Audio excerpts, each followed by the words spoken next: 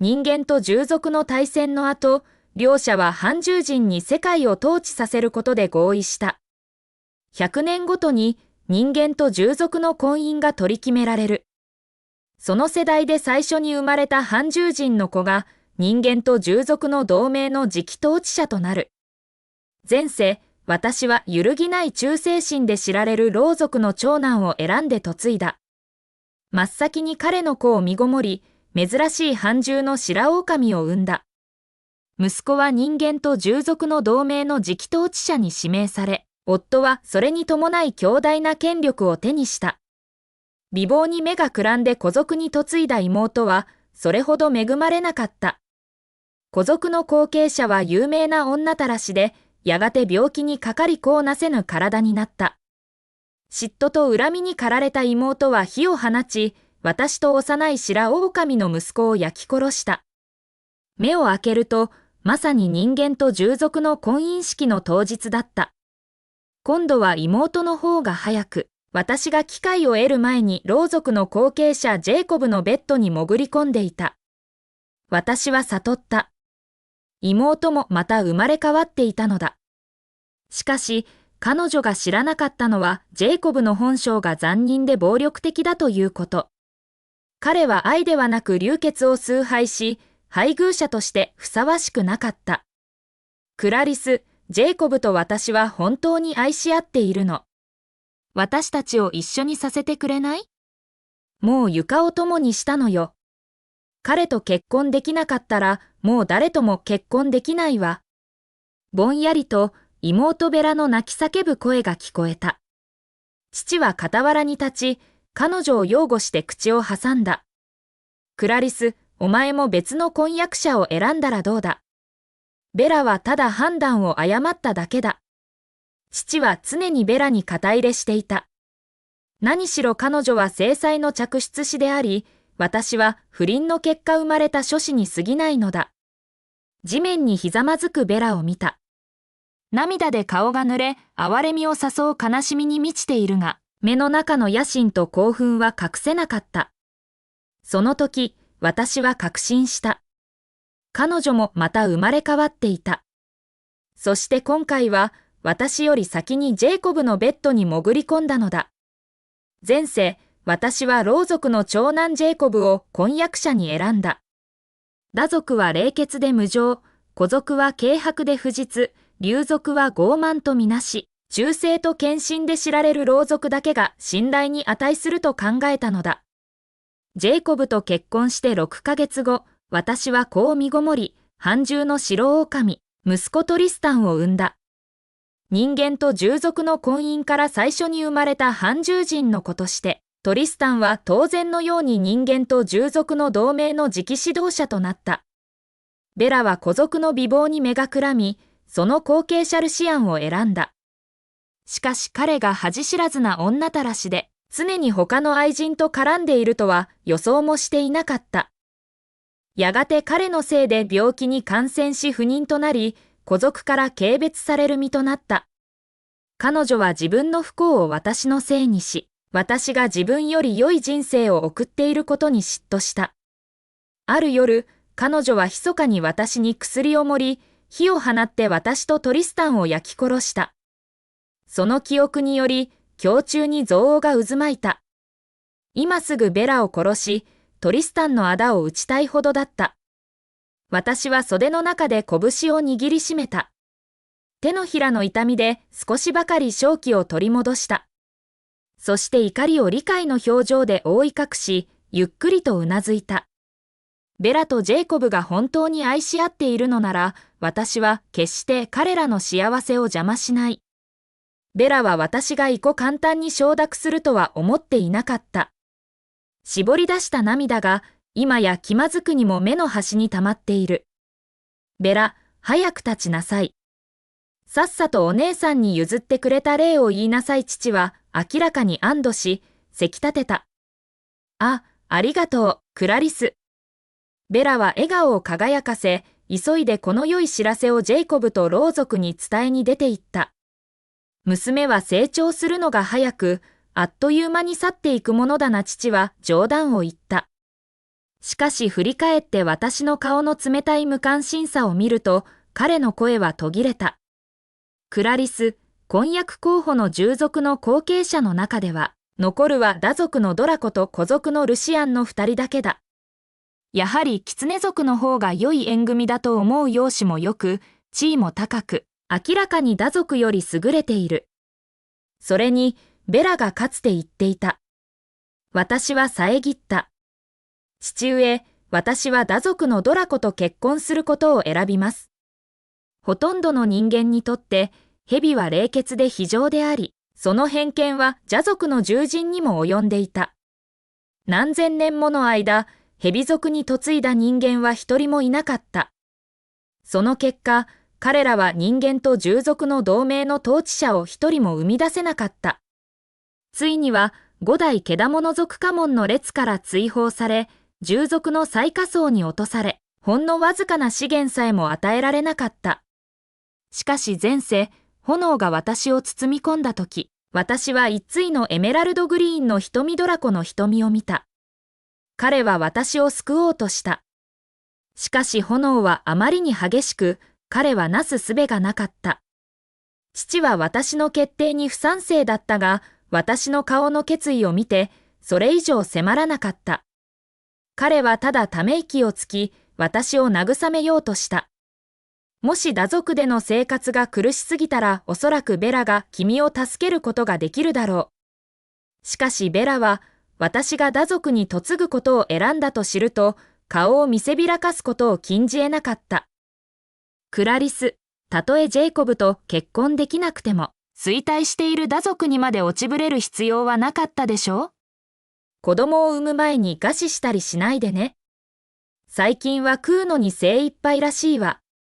老族は計り知れないほど裕福よ。欲湯さえ貴重な真相が浸されているの。もし生活が苦しすぎたら残り物を詰めて送ってあげるわ。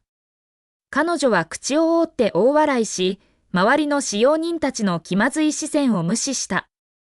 ベラの目には、老族は資源が豊富で、ジェイコブの献身によりすぐに妊娠できると映っている。彼女は私が最初の半獣人の子を産むチャンスを逃すと確信していた。しかし彼女は人間と従属が子をなすことがどれほど難しいか知らない。また、ジェイコブが後継者にどれほど執着しているかも知らない。6ヶ月経っても妊娠の兆候が見られないと、彼は不満を私にぶつけ、昼夜を問わず私を苦しめ始めた。私が秘術を使って身ごもり、トリスタンを生んで老族の権力の主張を確保した後、ようやくジェイコブは手を引いた。私はベラに平静な微笑みを向けた。心配無用よ、妹よ。夫を選んだ以上、後悔せずにその決断と共に生きるつもりだ。何を得意げになっているの？無一文の取るに足らないやつに嫁ぐだけじゃない。私の平静さに激怒したベラはテーブルを叩き、床にお菓子を散乱させた。私が最初に妊娠してみせる。私の子が間違いなく同盟の次の統治者になるわ。私は彼女の癇癪を無視し、3日後の結婚式の準備に向かった。一点、彼女は正しかった打族は確かに非常に貧しかった。彼らが正しい婚礼衣装の費用さえ持っていないのではないかと心配し、私は自分で準備することを計画した。驚いたことに、その晩、ドラコが自ら婚礼衣装を届けに来た。それが私が初めて彼の顔をまともに見た時だった。彼の肌は青白く、ほとんど血の気がなかった。細長い目は静かな威厳を帯び、虹彩のエメラルドグリーンは神秘的な深みをたたえていた。しかし目の端の涙あざが、それ以外は厳格な表情に微妙な優美さを添えていた。箱の中には、深緑のチュールの床まで届く長い衣装が収められていた。胴体部分はかすかにリンヘビの鱗が織り込まれ、きらめいていた。私はこれほど美しい衣装を見たことがなかった。一瞬、完全に魅了された。クラリス・ドラコは冷静に言った。この衣装は我が蛇族の最高の縫製師が手縫いしたものだ。一つ一つの鱗は我々の民が捧げた祝福である。彼の視線には意図的な距離感が含まれており、まるで私と結婚するのが彼本人ではないかのようだった。我が打族が人間と婚姻するのは初めてのことだ。不備な点があれば遠慮なく私に申し出てほしい。ありがとう、私は答えた。本当に気に入ったわ。ちょうど衣装をしまおうとしたとき、ベラがジェイコブと腕を組んで、得意げにニコニコしながら歩いて入ってきた。クラリス、まさかこれがたった一つの衣装なの？ジェイコブは私のために10着も作らせたわ。10着もよ。ジェイコブはベラを慈愛の眼差しで見下ろしていた。ベラはロー族の有名な忠誠心しか知らないが、それが彼らの生物学的本能そして子孫への強い執着に根ざしていることを理解していない。もし彼女が妊娠できなかったら、ジェイコブはまだそんな優しさで彼女に接するだろうか？ドラコは蛇の杖をわずかに強く握りしめると、目を上げて私の目を見た。もし打族が君に不義理を働いたなら、クラリス、私はこう約束できる。ドラコである私は、この生涯決して君を裏切らない。ベラは鼻で笑った。口先だけなら誰でもできるさ。実際に子を埋めるかどうか見せてみなよ。今や彼女が口にするのは常にこのことばかり。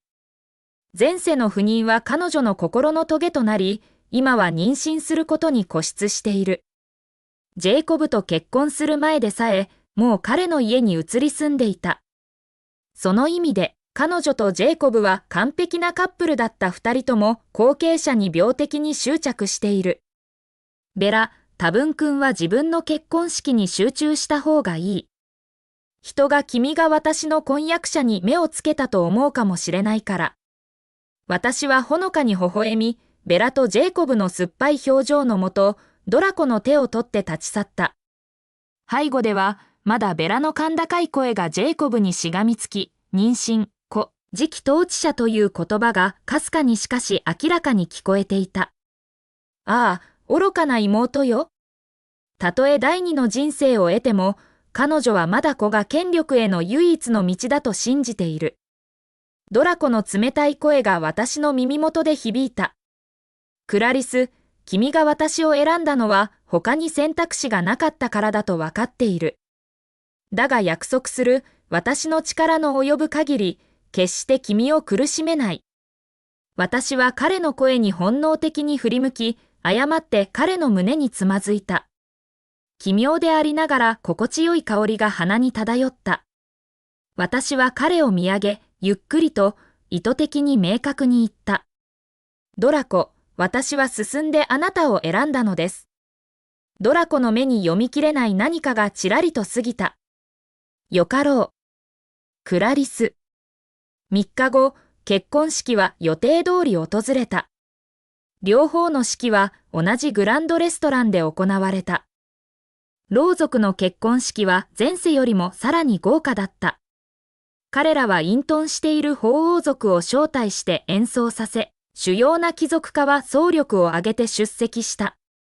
一方、蛇族の祝賀会はより静かで、賓客はいなかったが、族員たちは心からの喜びに満ちていた。何しろこれは彼らが初めて人間と婚姻する式であり、ついに同盟の次期統治者を生み出すチャンスを得るかもしれない兆候だった。式の後、私はベラと顔を合わせた。彼女はわざと顎を傾け、私が彼女の首の後に気づくようにした。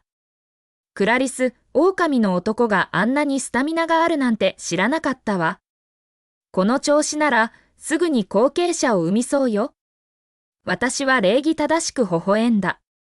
それでは心から幸運を祈ります。ベラは人間と従属の妊娠の難しさをひどく過小評価している。私たちの種は根本的に異なる。最も良い条件下でも自然妊娠には少なくとも1年かかる。彼女は私が前世で簡単に妊娠したと思い込み、同じことが自分にも同様に簡単に起こると信じている。彼女は老族に6ヶ月以内に妊娠すると自慢さえした。その言葉はすぐに広まった。彼女がそれほど自信満々なので、ジェイコブはそれを疑問にさえ思わなかった。しかしベラには、私の平静さは個人への挑戦のように映った。もういいわ。どうせあなたには理解できないでしょうし。物乞いの巣窟に嫁いだんだから。彼女は近くの打族の族員を軽蔑の目で一別し、スカートを上げて私の前を通り過ぎた。私は彼女の腕を掴んで止めた。ベラ、謝りなさい。蛇族に謝罪しなさい。彼女の表情は曇った。腕を引っ張り戻し、叫んだ。クラリス、気が狂ったの？ホールに残っていた賓客たちは議論する私たちを見つめ、ドラマを待ち望んだ。結局、父が介入しなければならなかった。何が起こったかを理解すると、彼はベラに打族に謝罪するよう強制した。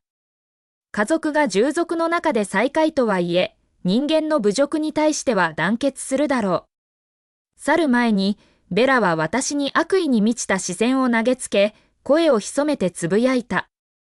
クラリス、今世は私が勝つわ。覚えてなさい。新婚の夜、私はドラコの羅針を見つめ、その場に凍りついた。